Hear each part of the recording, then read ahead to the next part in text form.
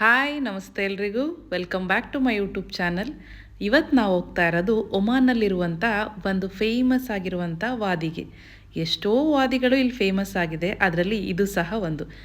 ಅದೇ ವಾದಿ ಬಾನಿ ಖಾಲಿದ್ ಅಂತ ಹೇಳಿ. ನಾವು ಹೋಗಿದ್ದು ಇಬ್ರಾದಲ್ಲಿರುವಂಥ ಒಂದು ಸಫಾರಿ ವರ್ಡ್ನ ನೋಡೋದಕ್ಕೆ. ಇನ್ನೂ ಟೈಮ್ ಇತ್ತಲ್ಲ ಅಂತ ಹೇಳಿ ಈ ವಾದಿ ನೋಡೋಣ ಅಂತ ಹೋದ್ವಿ. ನನ್ನ ಹಿಂದಿನ ವೀಡಿಯೋಗಳಲ್ಲಿ ನೀವು ನೋಡಿರ್ಬೋದು, ವಾದಿ ಶಬ್ ಅಂತ ಹೇಳಿ ಇನ್ನೊಂದು ಫೇಮಸ್ ವಾದಿಗೆ ನಾವು ಹೋಗಿದ್ವಿ. ಇನ್ನೂ ಯಾರೆಲ್ಲ ಆ ವಿಡಿಯೋ ನೋಡಿಲ್ಲ ಅವ್ರಿಗೆಲ್ಲ ನಾನು ಡಿಸ್ಕ್ರಿಪ್ಷನಲ್ಲಿ ಆ ವಿಡಿಯೋದ ಲಿಂಕ್ ಹಾಕಿರ್ತೀನಿ, ನೋಡಿ. ನಾವು ಇಂಡಿಯಾದಲ್ಲೆಲ್ಲ, ಅದರಲ್ಲೂ ನಮ್ಮ ಕರ್ನಾಟಕದಲ್ಲಿ ರೋಡಿನ ಅಕ್ಕಪಕ್ಕ ನೋಡಿದ್ರೆ ಹಚ್ಚ ಹಸಿರಿಂದ ಕೂಡಿರುತ್ತೆ. ಒಮಾನ್ನಲ್ಲಿ ನಾನು ಹಚ್ಚ ಹಸಿರು ನೋಡಬೇಕು ಅಂತ ಹೇಳಿದ್ರೆ ಸಲಾಲಾ ಅಂತ ಒಂದು ಪ್ಲೇಸ್ ಇದೆ, ಅಲ್ಲಿಗೆ ಹೋಗ್ಬೇಕಂತೆ. ಅದು ಸೀಸನಲ್ಲಿ ಮಾತ್ರ. ಇಲ್ಲೆಲ್ಲ ಹೀಗೇನೆ ರೋಡಿನ ಅಕ್ಕಪಕ್ಕದಲ್ಲೆಲ್ಲ ಈ ಥರ ಬೆಟ್ಟ ಗುಡ್ಡಗಳೇ ಕಾಣಿಸುತ್ತಾ ಇರುತ್ತೆ. ಆದರೂ ನೋಡೋದಕ್ಕೆ ಇದು ಒಂಥರ ಚೆನ್ನಾಗಿರುತ್ತೆ ಅಲ್ವಾ.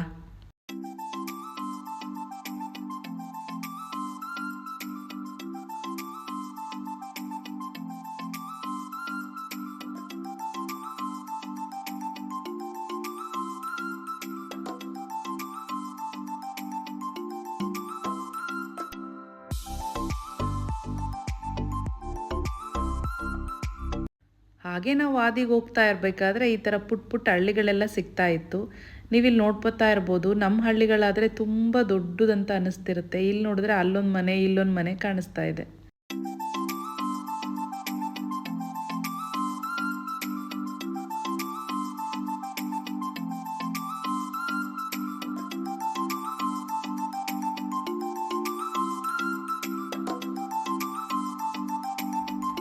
ಈ ವಾದಿ ಸುತ್ತಮುತ್ತ ಎಲ್ಲ ಈ ಥರ ಖರ್ಜೂರದ ತೋಟಗಳೇ ಹೆಚ್ಚಾಗಿದೆ.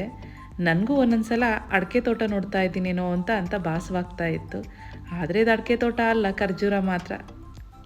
ಇಲ್ಲೆಲ್ಲ ಅಡಿಕೆ ತೋಟ ಬರಲ್ಲ ಅನಿಸುತ್ತೆ, ಯಾಕಂದರೆ ಇಲ್ಲಿನ ತಾಪಮಾನ ಅಷ್ಟೊಂದು ಹೆಚ್ಚಾಗಿರುತ್ತೆ. ಎಲ್ಲಿ ನೋಡಿದ್ರೂ ಒಮಾನ್ನಲ್ಲಿ ಖರ್ಜೂರದ ತೋಟನೇ ಜಾಸ್ತಿ. ನಾವುಗಳು ಊರುಗಳಲ್ಲಿ ಹೆಂಗೆ ಬೆದರುಗೊಂಬೆ ಹಾಕಿರ್ತೀವೋ, ಇಲ್ಲೂ ತೋಟದಲ್ಲಿ ಒಂದೊಂದು ಥರ ಅದೇ ಥರ ಹಾಕಿದ್ರು. ನನಗೆ ಒಂಥರ ಆಶ್ಚರ್ಯ ಅಂತ ಅನ್ನಿಸ್ತಾ ಇತ್ತು.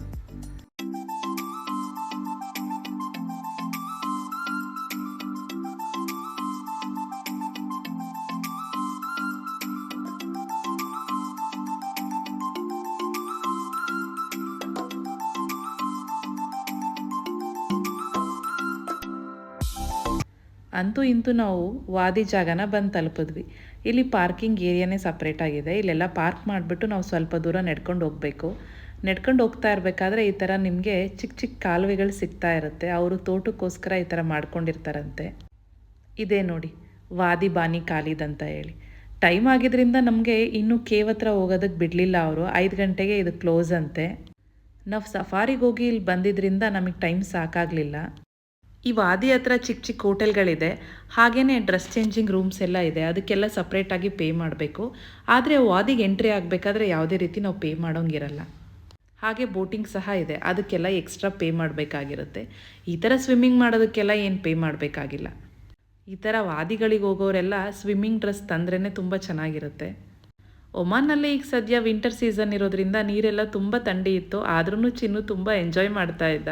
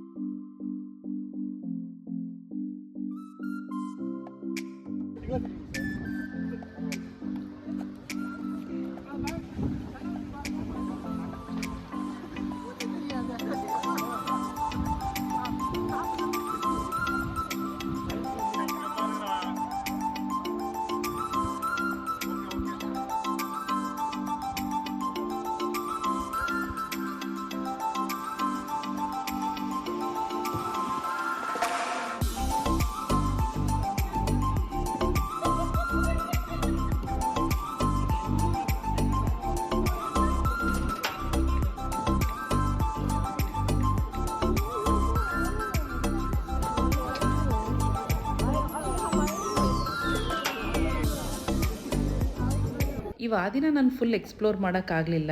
ನಾನು ಆವಾಗಲೇ ಹೇಳಿರೋ ಹಾಗೆ ಲೇಟಾಗಿತ್ತು. ಹಾಗೆ ಇಲ್ಲ 5 ಗಂಟೆ ಕ್ಲೋಸ್ ಅಂತೆ. ನಾವು ಬಂದಾಗ 5:15 ಮೇಲಾಗಿತ್ತು. ಹಾಗಾಗಿ ನಂಗೆ ಸ್ವಲ್ಪ ವೀಡಿಯೋ ಮಾಡ್ಕೊಳ್ಳೋಕೆ ಮಾತ್ರ ಅವ್ರು ಪರ್ಮಿಷನ್ ಕೊಟ್ಟರು. ಸೊ ಇನ್ನೊಂದು ಸಲ ಏನಾದರೂ ನಾನು ಈ ವಾದಿ ಕಡೆ ಬಂದರೆ ಈ ವಾದಿನ ನಿಮಗೆ ಫುಲ್ ಎಕ್ಸ್ಪ್ಲೋರ್ ಮಾಡಿ ತೋರಿಸ್ತೀನಿ.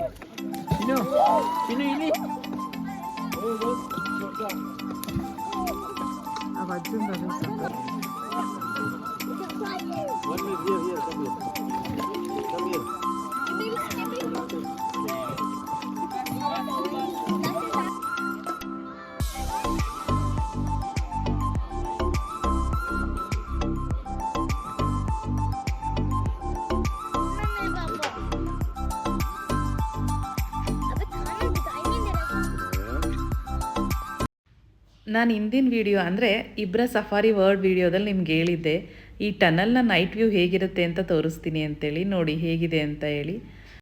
ಮತ್ತೆ ಇನ್ನೊಂದು ವೀಡಿಯೋದೊಂದಿಗೆ ಭೇಟಿಯಾಗೋಣ. ಅಲ್ಲಿವರೆಗೂ ನಮಸ್ತೆ. ಇನ್ನೂ ಯಾರೆಲ್ಲ ನನ್ನ ಚಾನಲ್ನ ಸಬ್ಸ್ಕ್ರೈಬ್ ಮಾಡಿಲ್ಲೋ ದಯವಿಟ್ಟು ಸಬ್ಸ್ಕ್ರೈಬ್ ಮಾಡಿ. Thank you for watching.